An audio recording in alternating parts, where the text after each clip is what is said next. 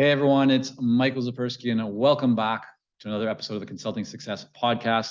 Today, I'm very excited to have Dr. Nika White joining us. Nika, welcome. Thanks so much, Michael. I appreciate the opportunity to be here to share with your audience. Yeah, so you are an author, a columnist, a speaker, a consultant. You're also the founder of Nika White Consulting, where you provide strategic diversity and inclusion training and services for your clients. And some of those clients include Phillips, the University of South Carolina, the Society of Diversity, and many others. So I'm really looking forward to our conversation here today, and I want to kind of explore and have you share more of how you got to where you are, lessons learned along the way, and some of the best practices that listeners and viewers, if people are checking this out on YouTube or whatever other channel we're putting out on, can also take and implement into their own consulting businesses. So why don't we get started at the beginning, or at least earlier days for you, before you actually became a consultant and launched this business? Take us back. Like, what were you doing? What was your life like before consulting? Sure, Michael. Well, my background is marketing communications. And so I spent a number of years working very specifically in that space. I really enjoyed it. It was always on time, on budget, on strategy. But I enjoyed the dynamics and the Mm. fast-paced nature of that type of industry. I remember at the time I was actually working for a large advertising agency that was based in Greenville, South Carolina, which is where I'm headquartered. And at the time, this particular agency also had a New York office. And so I was in between both offices. And I remember just sitting in my office one day, thinking about how much I really enjoyed this work of advertising, marketing, communications. And I thought to myself, why aren't there others that look like me as a Black woman? I'm taking advantage of this career path, and I really couldn't let that go. As I was able to visit the New York office, I noticed that there was a good bit of diversity within the workforce within that office, and but I also was keenly aware that the advertising capital of the world, New York, was also challenged by a diverse workforce, not being able to create one. So much so to where the Attorney General was knocking on the doors of different agencies saying, "You have to diversify. This is not a suggestion; it is a mandate, and we'll be back in 6 months to see how you're doing." Well, of Mm. course, no one was really paying attention to Greenville, South Carolina. That market is not known for having this rich, deep well of opportunities very specific to marketing, communications, or advertising. And so I couldn't let that go, though. I knew that part of our charge as a marketing firm is to be smart marketing partners to our clients whose consumer constituencies represented diverse America. And I just thought, why are we not doing more around this? I was even more interested in the fact that the BHAG at the time for the agency, the big, hairy, audacious goal was to become the most admired agency in the Southeast. So if this is what we are striving for, I kept questioning, why are we not doing more to really lean into greater intentionality and commitment to diversity, equity, and inclusion? Mm. And so I couldn't let that go. I remember going to the president CEO, who was very hands-on at the time, very accessible, and I shared a similar conversation with my thoughts and curiosities. He listened intently, asked a lot of thought-provoking questions. At the end of that conversation, one of those questions was, "Nika, I do believe there's an opportunity here, and we're going to do it. And you're going to lead it. So now tell us how." And that was really the start of realizing this connection point that I had to this work of diversity, equity, and inclusion and belonging. And it ended up really spiraling into me serving in that capacity for this particular organization that I was working for. And then, the rest is history. I went on to do it for a couple other organizations and then eventually decided to matriculate towards entrepreneurship. And the rest is history. So I believe that 2017 is when you actually struck out on your own, started your consulting business. Why at that point? Like, what was going on that made you decide I should actually now Yeah. launch and create a company, not just continue to kind of go in-house, applying your experience and expertise as you had done for other companies to that point? Great question, Michael. I had a very specific exit strategy, if you will, once I realized that I really wanted to be in this space full time. And I was working in the space, but I was doing it for organizations. And so, specifically, when I immediately transitioned from the workforce into entrepreneurship, it was when I was working for a large chamber in South Carolina. And it was a newly created position at the time. So there was nowhere to go but up, right? I was able to create it and build it from ground up. And during that time, I created a lot of great initiatives and an impact that many people were taking notice of. And, when you work for a chamber of commerce, you are automatically in the circle of these, very influential business leaders, community leaders. And so I built a lot of relationships and I was able to create, great success in the space of DEI to where people started kind of tapping me to help support them in their journey. And once that was happening on a pretty frequent basis, I started to say, you know what, I really need to probably consider an exit strategy. And that's precisely what I did. Hmm. Also, when you think about being in a chamber of commerce, you're working with entrepreneurs like all the time. One of the programs that I launched, which this year celebrates 10 years, was called the Minority Business Accelerator. It is called the Minority Business Accelerator, and it's where you take high potential minority owned firms and you put them through an ecosystem where they're receiving targeted training, technical assistance. You help connect them to key procurement leaders for potential contract opportunities. It's all Hmm. about scaling, capacity building. And as I was helping businesses navigate that process and creating success, I thought, you know what? I need to apply this to some of the talent and the skill sets and the interests that I have, and that's precisely what I did. So Nika, you decided to go on your own. What were your first steps? How do you actually get your first few clients in the door for the new consulting business once you made that decision? Another great question. So I was really fortunate in that I was, the chamber that I worked for. Again, I had great history with them, and so the leader at the time said, "Nika, we realize that this is probably not your final stop. We realize you probably want to go fly and be free and take your skill sets on a larger scale, and we want to support you in that. But we also want to make sure we're building upon the equity that you have already established within our organization around this body of work, and so." We want to become your first anchor client. And Mm. even to this day, 6 or so years later, I am still serving and leading all of the chambers in Greenville, South Carolina's diversity, equity, and inclusion work.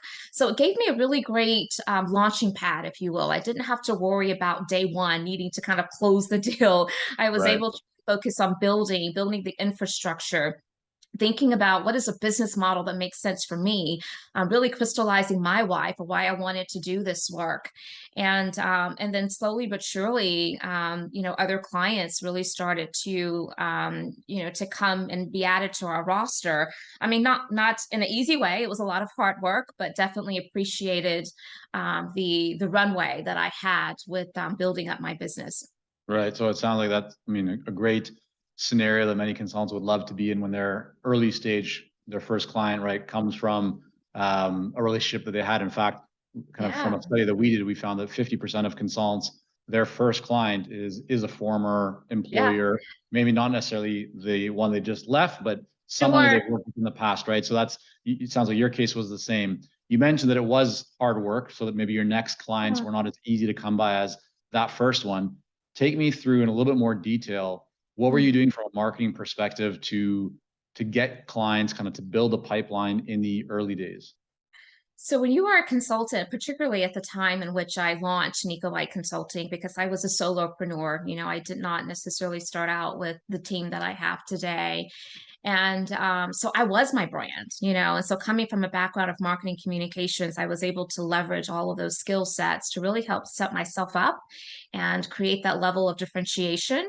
I am big on branding, I'm big on communications. And so I really, just committed myself to being visible, being a thought leader, establishing myself as a thought leader, I was writing tons of content and articles, and I was, speaking at different engagements. Mm-hmm. And, it's also when I started writing my books. And so I really did all that I could to help Mm-hmm. establish that level of credibility and voice of authority in my space. And that included also getting certifications, but really just talking about the clients that I was working with and the type of results and success stories that were coming from that. And then relying on all my relationships. I mentioned that my time and working, prior to launching my business, that I was working on my exit strategy. Well, part of that Mm-hmm. exit strategy was building and cultivating those relationships. And so it became easy for me to really build up a clientele. And then, once you get a good handful, now you have a story. You have a narrative that you're controlling and that you're talking about, and that just continues to attract other clients. And so it was, I will say that I'm a big fan and a big advocate of strong branding and marketing. And I really do think that it helped to serve my organization well as I was really trying to get What, established. and Nika, when you say strong branding, what does that mean to you? For a lot of people, they kind of Yeah. connect brand to being like logo or colors, or Yeah. so when you say a strong brand, like specifically, what does that mean to you? No, it's a great question. And to me, a strong brand, I mean, the logo, the mark, all of that is just a sliver of it. There's so much more that goes into it. It's how you go to market, how you present yourself, how you sell your value proposition, how you create opportunities for you to be visible and be in the mindsets of those in Mm-hmm. which you're trying to reach and attract. And it takes consistency. It takes being very clear with your messaging strategy. And it takes, again, just this level of really wanting to make sure that you are positioning yourself to be placed positively in the eyes of those in which you want to attract. Mm. Is there an example of like something that you said or did it in the early days, or maybe even now, that you think is just a good example of like of branding? And maybe how could that not be as effective? Like, is there a way to make that like, here's how the standard, how most people would do it, here's how I do it, and it's better? Like, just maybe to provide people a bit more of a bit Yeah. more context and kind of detail around what does it actually look like? Yeah, so for me, because I have, again, a background in marketing communications, when I launched my business, it was really important to launch with a strong brand. And so I actually partnered with the marketing communications firm that I had a lot of history really in relationship with. And we talked through who is your target audience, what are those key product and service offerings that you're going to provide? What's going Mm-hmm. to be those differentiators? What colors represent that message? And so through that strategic process, we were able to develop the brand, which is what I'm referring to in this instance as the more traditional brand, the logo assets, your communication strategy. But then from there, it also was about, as I mentioned before, just what are some other ways to help reinforce this brand? And that's where it certainly required me to think about what spaces I found myself in, what credentials I was able to add to my, to my name, so that I could, establish myself as, a credible authority, a voice of authority in this space. Um, a lot of companies actually, when they launch, they don't necessarily put their resources towards building and establishing a strong brand. They just kind of think I can do it on my own. And I guess because of my background in marketing communications, I valued the power of Mm-hmm. branding and marketing communications so much to where that was never a question for me. It was almost part of the foundation before launching. So that's one of the things that I often tell businesses is, even if you can't go and invest a ton of money, at least make sure you have your foundation staple information and assets that you can leverage. That consistency really does play a big role. Yeah, no, I completely agree. I mean, I think we see a lot with all the consultants that we work with. We really try and focus on getting that foundation in place around, who is your ideal client? We call it ideal client clarity. What's your magnetic message? The message that you're going to use to get their attention and interest, and they're going to have them wanting to have a conversation with you. Then your strategic offer is really figuring out what are the right offerings, right? The services, the products, Yes. that a mix that will align and resonate with them. And then the actual marketing engine, like how are you going to go to market and what is that Yeah. going to look like? So I think there's a lot of alignment in that. I'm interested to know though, in your case, Nika, did you find, like, what would you say out of all the marketing, all the kind of thought leadership building activities, everything that you did to really build a pipeline and create more visibility and awareness for you and for your brand in the early stages, what worked the best, and what would you say worked like just the least, or just didn't really generate any results? Like any kind of surprising things, or what do you see that was like best and worst in terms of effectiveness? Yeah, best and worst. And so best was, again, the strong and consistent branding. I'll give you another example too. When I was working on my exit strategy, that's when I also started writing a book because, I Mm, was really told by mentors and I researched it for myself that if you really want to become established as an expert in your space, then, one of the ways to do that is to publish a book, go to market, let that book be able to help position you in different spaces where you may not, have had the opportunity to be in. And so when I wrote my book, I was so intentional about the title of the book, so much so to where my first book is entitled The Intentional Inclusionist, and that is a big part of my brand. I had the intentional inclusionist trademarked. And so, throughout the years, there are people that will see me and encounter me. And sometimes I'm referred to as the intentional inclusionist, and so it has become a permanent fixture of my brand. And I think that that helps create a level of differentiation, especially when there's a lot of noise in my space right mm, now. There's a lot of people that overnight are self-proclaimed experts or practitioners in the DEI space because it was just so much opportunity because many organizations, particularly the summer of 2020 after the murder of George Floyd, they were paying attention and they really felt that now this is a need for us to not sit on the sidelines, but to really engage in conversations to really help us understand where we need to sit within this broader work of, racial justice. And so, that was something that I think worked well. If I had to think about something that didn't work well, I probably would have, been a little bit more intentional about not trying to be all things to all people. mm, I think that a lot of consultants, especially when you're starting out, you really are just trying to build up your clientele. And so even the things that you can say yes to because you can do it, you may not should be saying yes to. And mm, I quickly had to realize that. I also had to realize that while I started out with the vision of being a solopreneur, that the marketing was working, all the things were working to really position me in the mindsets of those in which I wanted to partner with. So much so to where I reached a crossroads where I had to make a decision. Are you going to grow? And if you're going to grow, you can't clone yourself. So what else are you going to do to be able to create? mm. And the capacity, build the capacity that's needed to continue on this journey. And I had not really thought intently about, the long term. It was more Right. about thinking about more of the immediate future.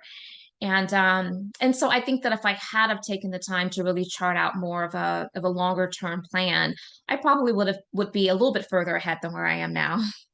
So yeah, definitely want to get into a little bit more around the company structure, your team members, kind of how you've thought about growth. Before we do that, looking at your website, you list services from consulting, coaching, training, facilitation. What percentage, if you kind of a rough breakdown of what percentage your business is of each one of those? Kind of walk us through like training, consulting, coaching, facilitation. What's the split in terms of kind of revenue and the majority of the services that you're delivering for people? Yeah. So while there are a number of services, I often say that our services fit into two primary buckets. One of which is DEI strategy work, and that could be a myriad of things. A strategy work could be the research, the assessment, which gives us evidence-based data to be able to inform a strategy. And so many different things fall under that. I even consider the strategy work, the direct, consultative aspect, the coaching. And then the second bucket would be instructional design, curriculum development of a variety of content areas that fit under the broad umbrella of diversity, equity, and inclusion and belonging. So Mm, it's really designing those learning experiences and facilitating them. And I think that we're pretty balanced with about 50-50. We mm, see clients with needs equally across both of those categories. And something else that's really important about my business model is that while I will take on clients that are maybe just looking for the learning and development type of experience, I believe we're a full service boutique consultancy, and I believe that the learning experience, which is going to create the awareness and help deepens people understanding of diversity, equity, inclusion, and belonging, both in theory and practice, that's only part of the story, right? I come from the persuasion that in order for organizations to truly transform, where DEI is fully embedded and operationalized, it also will require strategy, because you have to look at systems, policies, procedures, and culture. So I think also a part of how in which I sell the services and I talk about how they work together has worked well for us, because clients really do want sustainable impact, and not just some simple tactics that's going to create just momentary type of success. So yeah, so while the services are separate, they all work in tandem. Is there any big changes you've made to what you offer? Like if you roll the clock back, have you introduced any new offerings or stopped offering something? Kind of just how have things potentially changed, if at all, in the makeup and what you're providing with your services? Yeah. Well, we saw a significant shift in our clientele, actually, and we started to really notice it more increasingly around 2019, 2020. And what we saw is that organizations were moving from this surface approach to DEI to really having custom needs and really wanting to tailor fit solutions to match their organizations. So when you think about that, you no longer can provide a boilerplate type of product or service. You have to really make sure that you are, becoming an extension of your clients' teams, really understanding their culture, their pain points. And so I will say that the shift really came in, not so much in the what we do, but more about the how that we do it. Mm. And that's where the customization really does make a difference. We consider ourselves, as I mentioned before, a boutique consultancy. And so for us, what that means is there's no one size fits all approach. There's very few off the shelf products that we can make available, because we don't believe that is going to serve our clients best. We want to really align the solutions with the challenges and specific needs of organizations. And what about your fees? Have there been any changes in your pricing strategy or kind of how No, you they would? have incrementally gone up. Yeah. They have. Yeah, they have incrementally gone up. But, when you're starting out as a consultant, sometimes you are relying on just letting the market kind of guide you in terms of how to price your products and your services. And then eventually you begin to build up your network of others who are in the space, and you begin to share and begin to be a part of mastermind groups, and you become smarter. And so certainly our pricing structure has evolved over time. I will say this, though, I've never been a big fan of hourly fees. So when clients will approach us for, well, what is your hourly fee for X? We tend to respond in ways like, we don't have hourly fees. Our fees are based on the solutions, right? Mm. And I think that's so important, because for many consultants, we can find ourselves getting shortchanged and not really fully capitalizing on the value that we deserve, because the time that it takes to provide really thoughtful solutions to our clients is not just about that moment, that half hour conversation. It is about all of the learning and the skill sets and the social capital that you've been able to establish, and the intellectual capital you've been able to establish in order to arrive at that place of being able to give those smart solutions. And so, I tend to schedule or design our fee structure based upon what kind of solution are we able to provide, which I think is critical. Have you ever, so when you talk about increasing your fees, is that always only with new clients, or have you ever been in a situation where you've had maybe a client that's been with you for a period of time, you now decided that as a company, you're going to be increasing fees, and therefore the fees with that existing client would also increase, or is it only with new clients? No, it's been both. So definitely with new clients, if we have, like we're right now in the process of evaluating our fees in preparation for planning for 2023. And so there could be some fee changes there. So definitely with new clients. What we like to do, though, is be very communicative with our clients. We like to let them know if fees are going to change. And if it's during the time frame of their existing contract, we will of course honor the fees in which we originally negotiated. But if Mhm. there's like a phase 2 approach, approach, which a lot of our clients or, they do matriculate towards a phase 2 or phase 3, we will make them aware of that, well in advance so that they can plan accordingly. And it's not uncommon at all for the scope of work to change when you're already in the midst of the relationship. And so I think that consultants have to be really smart about, providing some layers that are built in for you to, have those, revisit those conversations where necessary. And when you're communicating to an existing client that the fees will be increasing for the next piece of work or any future work that you're going to be doing with them, what kind of language are you using? How are you kind of bringing that to the table when maybe a client is used to paying X and now all of a sudden they're going to still get similar kind of value, but and deliverables, but you're charging more than you were before? How do you kind of communicate, or what have you found in terms of any best practices of communicating that effectively? Well, I think it's again just providing that runway so that people can get adjusted to whatever the new pricing structure is going to be. But then equally important, at least from my practice, when we increase our fees, it is because either we have invested in new tools, new software, new learning to where it's justifiable. I think about like our Qualtrics system, which is a pretty pricey, instrument tool for research, and we did not start out with that as a tool, and so our fees were more commiserate with not having a tool that is as robust. And so once we added that, and so the language really is dictated by what is the reason for the increase. I mean, obviously, sometimes there's just we haven't increased our rates in the past 4 years, and so it's time for us to do so. And that's also understood by most clients. But I think it's just making sure that you never fail to articulate the value that you're bringing, so that if you do have to create a situation where you're now in conversation around pricing increase, you can clearly articulate the why behind that. Yeah. So today you have kind of a firm model. Mhm. You have about 12 or so people, I believe, on your team. Who was the first hire when you decided, hey, I'm not going to be a solo consultant any longer. I need to increase capacity, be able to make a bigger impact, right? Grow, so on and so forth. What was the first hire and first person you brought in? So in year one, I quickly realized, probably within 6 months, that I needed to have at minimum an executive assistant. And so that was my first hire. And then over the years, that executive assistant role has now kind of morphed into an executive assistant slash chief of staff.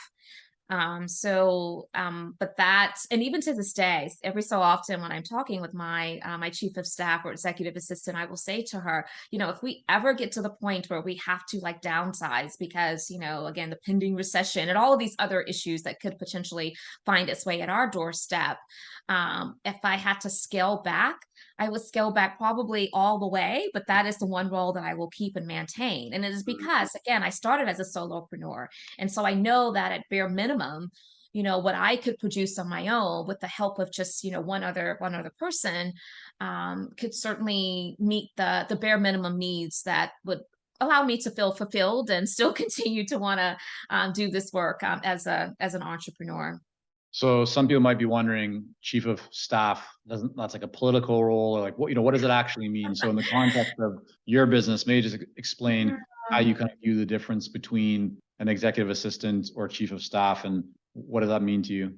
Yeah, so I mean, there's lots of differences, and I do realize that a chief of staff is one of those roles to where it can look different from organization to organization, because it depends upon really the size of the organization, what type of level or role this person will find themselves overseeing. But for us, when we started adding on other staff to help execute and serve the client work that we were engaged in, we needed to have someone that could serve as my emissary and also has a pulse on everything that's going on across the organization, and Mm. to provide support in a multitude of ways just to ensure we are delivering upon success organizationally, success for our clients as well.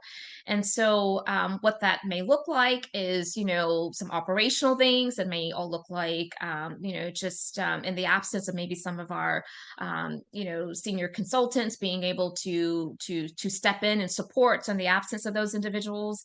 All of the details that come with the executive assistant role, of course, can fall under that. Um, but it's being more of a generalist that can provide strategic thought leadership across multiple areas of the organization. So I really do see it as a really intricate role to our Mm. team. And is there a role that now, kind of looking back with the benefit of hindsight, you feel maybe you should have moved on quicker or brought on sooner? That's such a great question. There's actually a couple of them. One of which was my director of business development and strategic engagements. You know, as entrepreneurs, oftentimes we start out wearing all the hats, doing all the things ourselves, right? And so I found myself really inundated with the sales process, the, you know, drafting up the proposals and having those discovery calls. And quite honestly, it was taking me away from doing the work. But at the time, in order for me to get the work to do, I had to also facilitate that work. And so it wasn't until a little over actually a year ago that I actually introduced that role and actually created that role for my organization. And it has been tremendous. Um, Mm. I would say another is just having other I recently went through a process where I did a reorg in my organization, and it was all because I knew that the talent that I had previously were not going to be able to take me catapult the business to the next level, right? They were great individuals and they were individuals that had some good skill sets, but not to the point to where they were going to be able to satisfy the needs that we were seeing that were so custom of our clients, right? They were Mhm. doers and executors, but not the strategic consultants that I felt like my company really needed. So I spent a lot of time really building up my leadership bench. And I will say that probably had I had the wherewithal to really consider and know what I know now, I probably would have had another senior person on sooner, you know, Mhm. to actually execute a lot of the work. Yeah. And you mentioned, Nika, in that business development role, that person that's been a real kind of game changer, had a big positive impact for you. A lot of consultants struggle with the idea of the, you know, as the founder, as the CEO, kind of the owner, like they are the expert. Nobody can sell like them. Nobody has the knowledge and expertise and can kind of stick handle or navigate the complexities of buyer conversations and situations. How did you find that process, and kind of, you know, what do you believe has really allowed your business development person to operate in a way where they can be effective, and it's not you doing all the sales? Yeah, I had to build it. I mean, that's quite honestly it. I had to build it, which also included investing in, you know, different software tools to help us, you know, track our leads. So we had to build a process. And Mhm. fortunately, the person that I was able to bring on had the you know, the interest, the skill sets to do all the research around, well, what, you know, software product makes the most sense, and to learn it in and out, and then to, you know, help implement it into our organization. The great thing about NWC is that because we built such a strong brand, we do not have to do outbound sales. So really her work is primarily just, you know, handling all of the inquiries that are coming in from people that are interested in getting proposals from us. Now, Right. that may shift at some point in time, but right now, that has really filled up the bulk of her work days.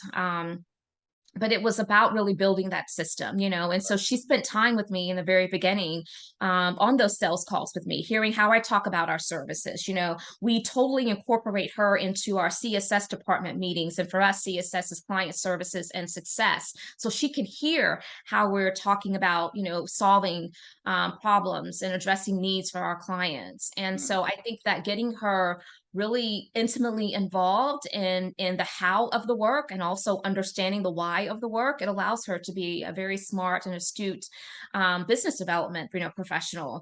And she also knows when to bring in other teammates, you know. Right. So she is very keenly aware of, okay, I've had the high level conversation. I was able to kind of sell us generally, but now they're asking more granular questions. Now is probably the time for us to bring in other colleagues to be able to further, you know, this potential partnership.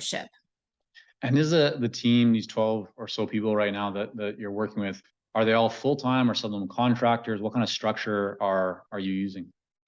So it's a little bit of a hybrid model, probably about, I don't know, I would say maybe 10 or full-time employees, but then we have another subset of 1099 contractors that work Mm, under the NWC brand. And how we do that is we have master agreements with those contractors.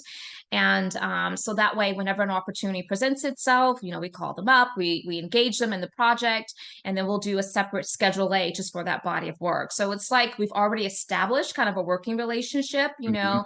and it makes it easy instead of, having just to start from scratch, right? And so, our consultant partners, we leverage them a good bit, and so they're almost like an extension of our team. They are an extension of our team. That's how we see them, and it's pretty seamless for our clients. So our clients really never it's totally irrelevant to them whether or not someone is a 1099 versus, a full-time employee.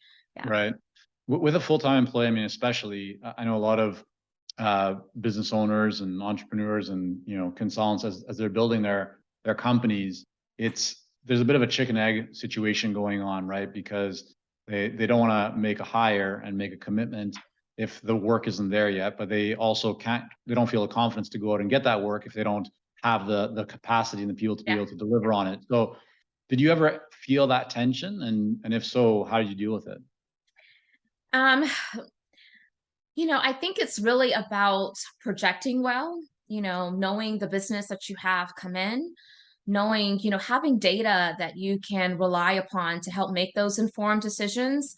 We also have a really great controller who is very much a part of lending his thought partnership to help us make those decisions as well, and so it's watching the numbers, knowing the finances quite well, having a good pipeline that you're tracking pretty routinely.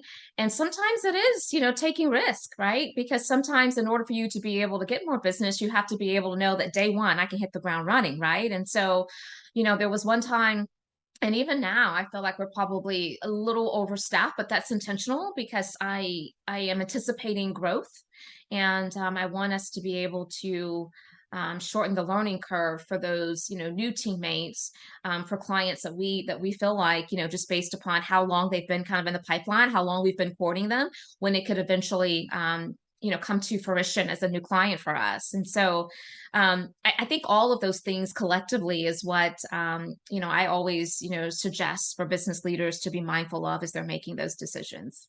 And as you've grown the team, revenue's growing, profits might be following along with that. Are you reinvesting all of that money back into the business, or are you investing that money into other areas of business opportunity, life? Like, what are you doing as the business is getting bigger? How are you as the owner of the business kind of deploying capital or thinking about the money Um, that is coming in? Great question. And so a good bulk of it certainly is going back to investing in the business. This year we were able to bring on, multiple senior level hires, and that was a big investment for our company. And so I very much see our people, our human capital as a significant investment. But it's also about, again, just looking at what tools are we using now? What other tools should we have on our horizon so that we can get even, smarter about serving our clients? And so definitely a lot of it's going back into the business. As a small business owner, there've been some things that I've had my eyes set on since I launched that I really wanted to see come to fruition. And this year we were able to put them into fruition. One of which, well, actually, we were doing this prior to this year, but as a small business, oftentimes you can't provide benefits to your colleagues, and so we were able to do that. We were also able to provide a 401k with a 4% match. So there's some perks that I also believe that are investments that allows us to be able to attract good solid talent, which is important to me as well. We are a 100% remote work organization, not because of the pandemic, but because it's been our business model since inception. And so I think that also helps us to keep our overhead down in many regards. But it's really just astute planning, Yeah. astute planning and strategic planning. And we also invest back into our team. And so we have team retreats throughout the year on a couple occasions. We are, just finding ways to make sure we are, providing the professional development opportunities that's an investment as well. And again, those are sometimes elements that maybe not find its way into, startups immediately, especially into consulting firms. And so those are things that I'm proud of. So clearly, I mean, you have a lot going on, right, in terms of building the team, working with clients, managing the growth. I'm interested if you could kind of hit on maybe one or two habits that you feel are really key to the success that you're able to create, to the performance you're able to have on a day-to-day basis. What are one or two things that you do kind of every day or very regularly that you feel have a big impact on you? Well, because I'm a remote work organization, I think high quality check-ins have been really instrumental. We have to make sure we're staying connected. And so, we're in the space of diversity, equity, and inclusion. And so we have to live and practice that ourselves, even within Mhm. our own internal team. And so the way in which we show forth just a high level of care and concern for each other, I think helps to build that team spirit, that sense of community and support, which is critical. I also think that investing, again in the team by way of allowing them to also, do some career pathing through professional development opportunities. I think that's really critical. Um, Mhm. I also think that it has a lot to do with the leadership style. People want to follow someone that they admire, that they respect, that they believe in their vision. And so I have been pretty intentional about casting that vision. I talk often about, the why. Why are we doing this? We each have deep convictions about this work of DEI. And so even as we're hiring, our guiding principles and our core values, they find its way into all of those conversations. We have a culture that's really built on what we call constructive candor. I think that's important. We have to be able to be accountable to each other, and sometimes that means naming the hard things, but in a very empathetic, compassionate way, so that we all are learning and growing together. We have a very collaborative environment. We have a very curious environment. All of these C's are our core values, but they're really important. And it wasn't just, we're going to just one day hypothetically kind of say, well, these words sound good. We really spent time together coalescing around what does this mean and what does this look like in practice, right? And one of you were asking a moment ago about some of the investments. One of the biggest investments that we've made in back into the company is through the EOS system. I'm not sure if you're familiar with Entrepreneurial Yep. Operating System Sure. worldwide, but that has given us a common language and a way to interact and engage and to have meetings, and so that's been tremendous. Mhm.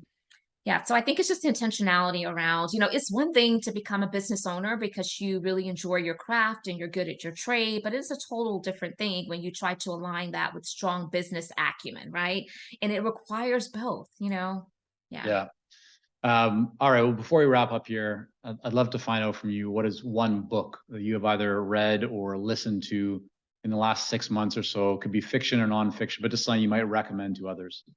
Oh, I have so many author friends right now that I probably will get in trouble by naming one without the others, but there's so many. I mean, so first I have to put a shameless plug in by sharing that I just completed book number 3 with Forbes.